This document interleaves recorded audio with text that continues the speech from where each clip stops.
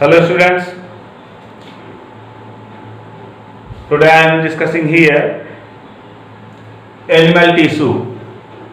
Animal tissue. I have already discussed in our previous lecture plant tissue, but today I have discussed animal tissue through the Qadri coaching classes. आज हम आपको Qadri coaching classes के माध्यम से जंतु ऊतक के विषय में, एनिमल टिश्यू के विषय में बताएंगे। अभी इसके पहले हमने आपको वनस्पति ऊतक, प्लांट टिश्यू के विषय में हमने आपको बताया। तो यहाँ सबसे पहले आपको देखिए, हमने कहा कि एक बार फिर आपको कादरी कोचिंग क्लासेस के माध्यम से हम आपको बता रहे हैं, और हमारा नेक्स्ट टॉपिक और नेक्स्ट एक्सपर्ट हमारे आएंगे, लेक्चर देंगे। हमारे चैनल को आप लोग सब्सक्राइब करते चलिएगा। और इस टॉपिक पर आज हमारा अंतिम लेसन जो लेक्चर होगा, हमारा जो नेक्स्ट टॉपिक होगा, हमारे नेक्स्ट लेक्चरर आएंगे वो आपको लेक्चर देंगे। एनिमल टिश्यू ये मुख्य रूप से they are divided to 4 types. How many types? 4 types. Epithelial, muscular, connective and nervous. How many types? 4 types of animal tissues. What is this? Epithelial tissue, muscular tissue, connective tissue and nervous tissue. There are 4 types of tissues. And epithelial tissue, they are divided into 5 parts. How many parts? 5 parts. Epithelial, epi means upper layer, just like skin, upper layer to the body, a skin of the body. Epithelial, a covering layer of the body, a covering layer of the organs. Those who are covered by these types of cells, a group of cells, a majority of cells is called epithelial tissue. Is called epithelial tissue. So here the epithelial are occurring the 5 types: squamous epithelial, cuboidal epithelial, columnar epithelial, ciliated epithelial, and glandular epithelial. Once again, squamous epithelial, cuboidal epithelial, columnar epithelial, ciliated epithelial, and glandular epithelial. There are 5 types of epithelial tissue. Next one, muscular epithelial. Muscular tissues are occurring in 3 types. How many types? 3 types. The muscular tissues are occur in the body is just mainly 3 types. First, striated, second unstriated, and third cordial. Striated, unstriated, and cordial. There are 3 types of muscular tissue. And third, connective tissue. Connect means जोड़ना. In those categories of tissues, those who are connected by the one organ to the another, those who are connected by the one body part of the another body parts, in these types of tissues are called to the connective tissues. A tissue, those who are simply be connect. A tissues, those who are simply be connect. Means a connection in between 2 points, body and another point. So as like a connective tissue, there are 3 types. How many types of connective tissue? How many types of connective tissue? There are 3 types of connective tissue. First, connective tissue proper means proper connective tissue, skeletal connective tissue, and fluid connective tissue. How many types of? 3 types. Once again, proper connective tissue, skeletal connective tissue, fluid connective tissue, and proper connective tissue are divided into 3 parts. How many parts? 3 parts: areolar tissue, adipose tissue, and ligaments. At last, 4 tendon. This one is the 4 tendon. Understand? The connective tissue means proper connective tissue. The simply proper connective tissue are divided into 4 types. How many types? 4 types. First, areolar connective tissue, adipose connective tissue, ligament connective tissue, and tendons. And skeletal tissue. Skeletal, those who provide to our body structure. In these types of tissues, ऐसे इस प्रकार के ऊतक जो हमारे शरीर की आकार की शारीरिक संरचना को बनाते हैं, एक आकार की संरचना को बनाते हैं। तो इस प्रकार के ऊतक को जो हमारे शरीर की एक आकार की संरचना को बनाते हैं, एक कारिकी को बनाते हैं, उसको हमने कहा कि ये स्केलेटल टिश्यू है। क्या बोला हमने? स्केलेटल टिश्यू है।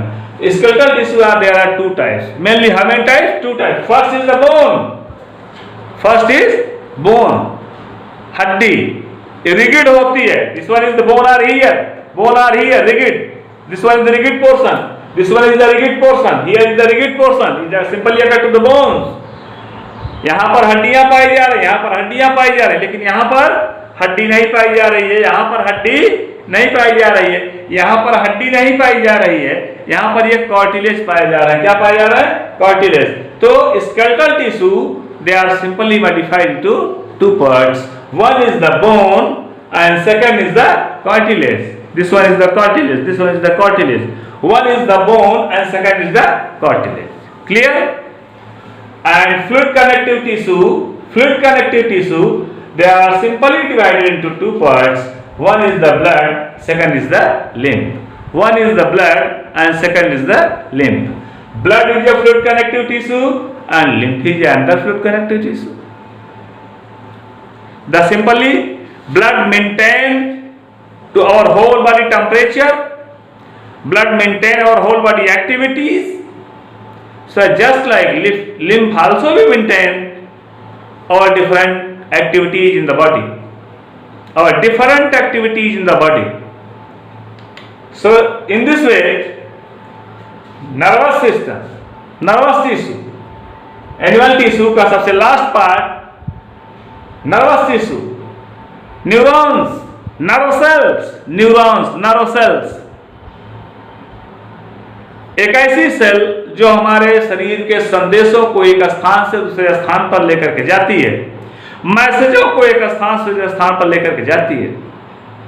हमने किसी ऑब्जेक्ट को टच किया, suppose that this one is hot object, गर्म है, इसका मैसेज तुरंत हमारे ब्रेन तक पहुंचा, इसका मैसेज हमारे ब्रेन तक पहुंचा, तो नर्व्स के थ्रू इसका मैसेज हमारे ब्रेन तक पहुंचा। इस प्रकार से nervous tissue they are active in your body, there are 3 types. ये हमारे शरीर में जो सक्रिय होते हैं, हमारे शरीर में जो क्रियाशील होते हैं, इनकी क्रियाशीलता के आधार पर इनको 3 भागों में बांट दिया गया। How many types are divided into 3? How many types are divided into these? इनको कितने भागों में बांटा गया? इनको मुख्य रूप से 3 भागों में बांटा गया। इनकी क्रियाशीलता के आधार पर, कार्य करने की क्षमता के आधार पर इनको 3 भागों में बांट दिया गया। एक को हमने कहा PNS, peripheral neural system, second central neural system CNS, and third ANS, autonomic neural system.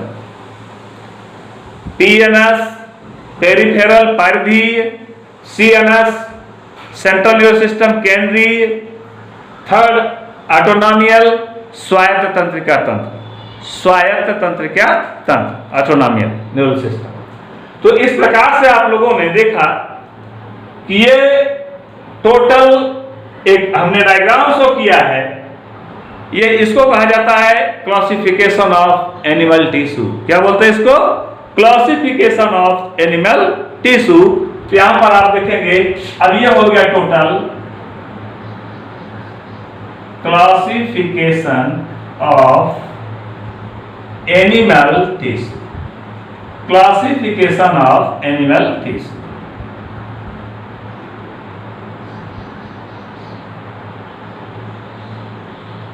Okay,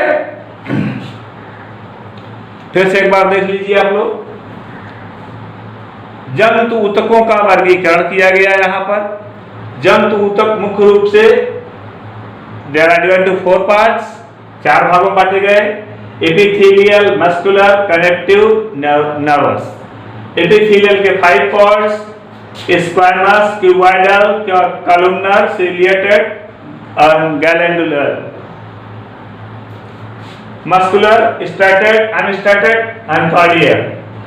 Connective tissue, there are 3 parts: proper connective tissue, skeletal connective tissue, split connective tissue. The proper connective tissue are divided into 4 parts: areolar tissue, adipose tissue, ligaments and tendon. Skeletal tissues are divided into 2 parts: bones and cartilage. The fluid connective tissue are divided into 2 parts: blood and lymph. So this one is the simple classification of the animal tissue. Simple classification of the animal tissue. So here, in the case of this way, animal tissue, simple classification of animal tissue. आप लोगों को मैंने बताया कि साधारण रूप से जंतु ऊतकों का वर्गीकरण रहा है। अब सिंपल क्लासिफिकेशन जो आपने देखा है, अब इसी क्लासिफिकेशन के बेस पर हम एक एक करके आप लोगों को बताते चल रहे हैं। अब ये डिस्कस लंबा है, इसमें आप लोग थोड़ा सा समय देंगे और इसको विशेष रूप से समझेंगे, तब जाकर के एनिमल टिश्यू आपकी समझ में आएगा। तो यहाँ पर सबसे पहले हम बताएंगे आपको एपिथेलियल टिश्यू। क्या बताएंगे? एपिथेलियल टिश्यू हम आपको बताएंगे। एपिथेलियल, एपी मींस होता है अपर, एपी मींस होता है अपर। एपी मींस क्या होता है? अपर। फर्स्ट पॉइंट,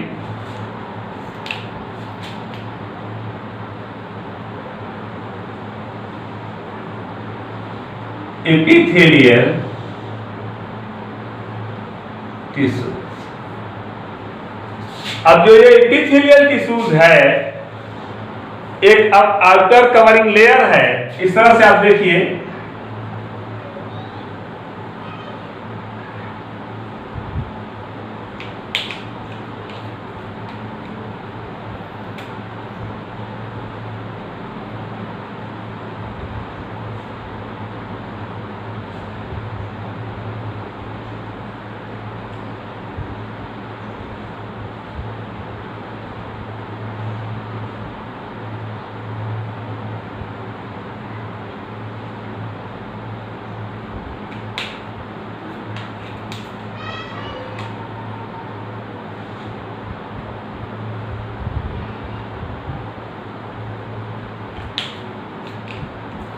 यहाँ पर आप देख सकते हैं कि यहाँ पर एक जो है सिंपली ये एडजस्ट हुए हैं एक दूसरे से,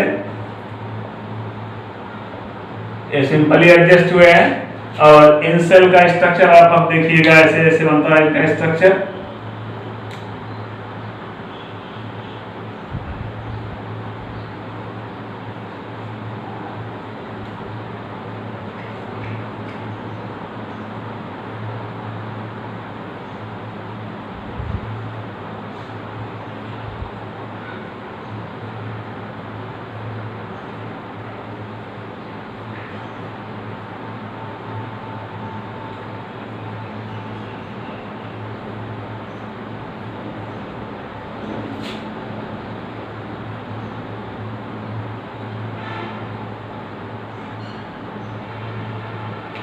इस तरह से आप इनके स्ट्रक्चर को देखेंगे।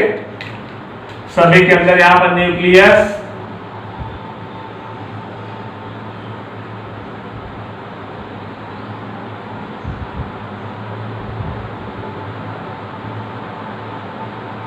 ये न्यूक्लियस हो गए।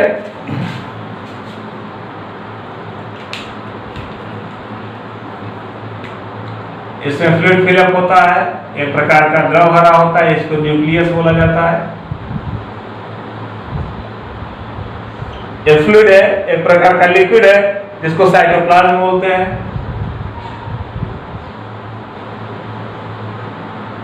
और ये सबसे नीचे की साइड में जो बेसमेंट मेम्ब्रेन है, इसको बेसमेंट मेम्ब्रेन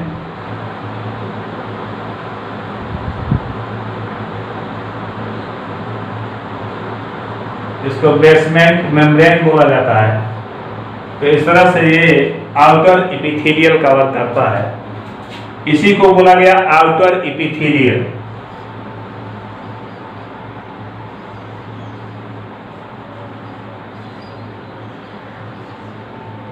आउटर बाहरी एपी, अब एपिथेलियल है, ये एपिथेलियल है, अब कहां के लिए है? बाहर के लिए। एपिथेलियल है ये बाहर के लिए। तो इस तरह से आपने देखा, अगर कोई पूछ रहा है तो इसका फंक्शन बताइएगा, तो आप लोग इसका फंक्शन बताएंगे। इट आल्सो भी helps when we are suffering from injury. It also भी helps when we are suffering from injury. यदि हम चोट से ग्रसित होते हैं तो ऐसी स्थिति में ये हमारे शरीर में उन घाव को भरने के लिए काम में आते हैं। कवरिंग लेयर, जैसे आपको हाथ में स्क्रैच पड़ गया, जो स्क्रैचिंग हो गई, कट गया, ये कुछ समय पश्चात इसके घाव भर जाते हैं। एक कवरिंग लेयर है, एपिथेलियल है, आउटर कवरिंग लेयर है, बाहर से इसको कवर करने वाली लेयर है, इसको इसने आसानी पूर्वक कवर कर लिया, इसलिए इसको बोला गया आउटर कवरिंग लेयर। और यहां पर यह कवरिंग लेयर है। सेकंड पोर्शन क्या होता है? Epithelial. They have receive to the sensory message. It's receive to sensory message.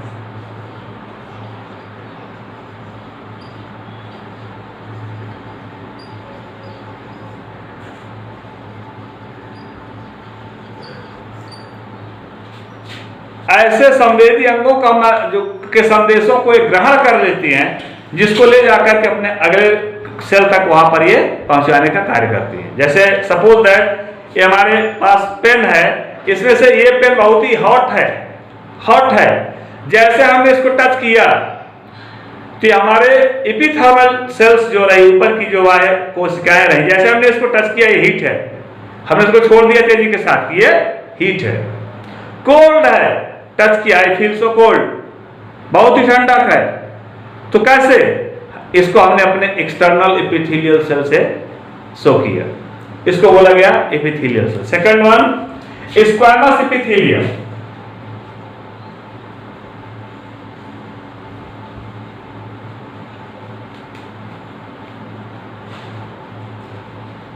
Squamous epithelium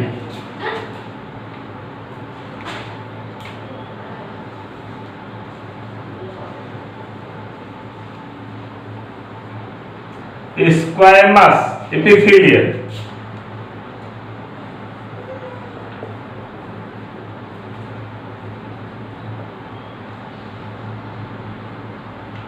एलाइयोयम एपिथेलियम, स्क्वैमस एपिथेलियम। अब यहां पर आप देखेंगे स्क्वैमस एपिथेलियम में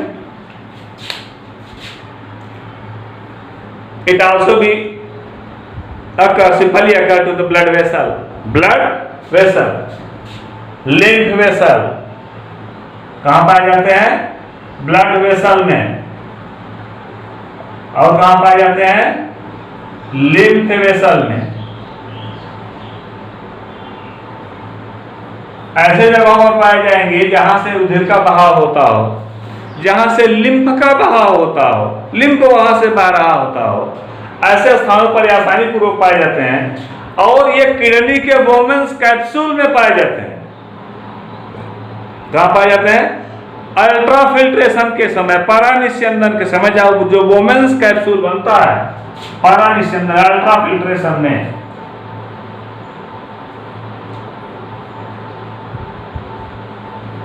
अल्ट्राफिल्ट्रेशन में जो बोमेंस कैप्सूल होते हैं, वोमेन्स कैप्सूल में ये आसानी पूर्वक पाए जाते हैं।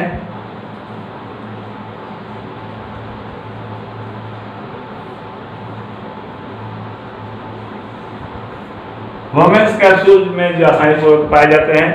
अब इनका जो सिंपल स्ट्रक्चर है, हम आपको इसके सिंपल स्ट्रक्चर के विषय में बताएंगे। आपने देख लिया कि कहां पाए जाते हैं?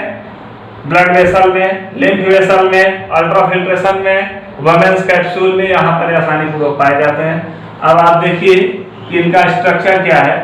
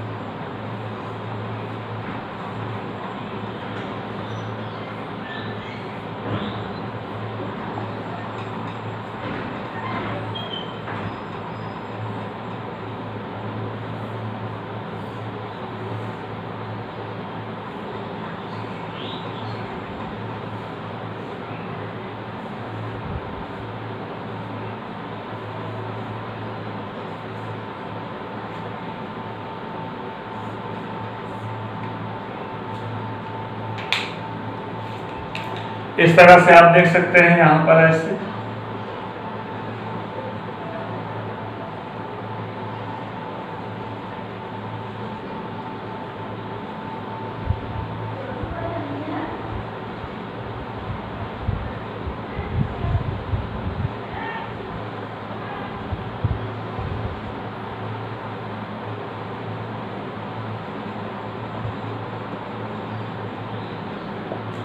ध्यान से हम इनको हम डिवाइड कर दे रहे हैं, तो यहाँ पर सेंटर का पार्ट, यहाँ पर ये फ्लूइड भरा हुआ होगा, सब लोग ध्यान दीजिएगा। एक विशेष प्रकार का द्रव भरा हुआ है, ये फ्लूइड भरा हुआ है।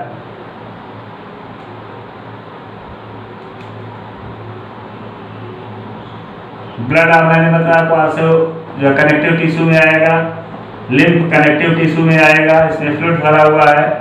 ये जो है स्क्वामस एपिथेलियम में आ रहा है, स्क्वामस एपिथेलियम में और स्क्वामस एपिथेलियम में काउंट किया जाएगा। यहाँ पर ये न्यूक्लियस हो गया और ये जो है साइटोप्लाज्म हो गया और ये सेल वॉल हो गई।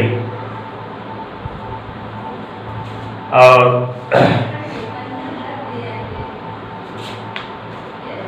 इस तरह से ये कॉम्बिनेशन फॉर्म में पाए जाते हैं, जिसको हमने बताया ये स्क्वामस एपिथेलियम में आते हैं। और इसी में अगर सीलिएटेड भी होते हैं, स्ट्रेटिफाइड भी होते हैं, तो सीलिएटेड जो होंगे उनके ऊपर ऐसे सीलिया पाए जाएंगे, पतले पतले धागे सदृश संरचनाएं। इन्हीं धागे सदृश संरचनाओं को सीलिएटेड बोला गया है। तो इस तरह से मैंने आपको आज सिंपल लेक्चर दिया है, सिंपल टॉपिक दिया अपने कादरी कोचिंग क्लासेस के माध्यम से कि इसमें एनिमल टिश्यू क्या है और किस प्रकार से डिवाइड किए जाते हैं। तो सबसे पहले आज का क्वेश्चन सिर्फ इतना ही है कि you are classified animal tissue. अभी आप एनिमल टिश्यू का वर्गीकरण सीख लीजिए, कैसे इसका वर्गीकरण करते हैं। जितना मैंने क्लासिफिकेशन किया है, ये टोटल क्लासिफिकेशन आप लोग मैंने अच्छी बुक से किया है, डॉक्टर जो है आर्यल कोटपाल की बुक से किया है।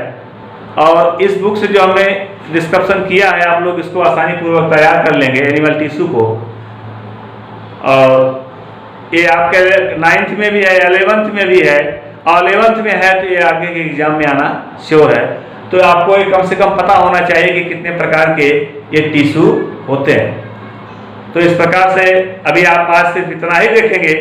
हम अपना next topic, next lecture, next date जो है देंगे अपने कादरी कोचिंग क्लासेस के माध्यम से।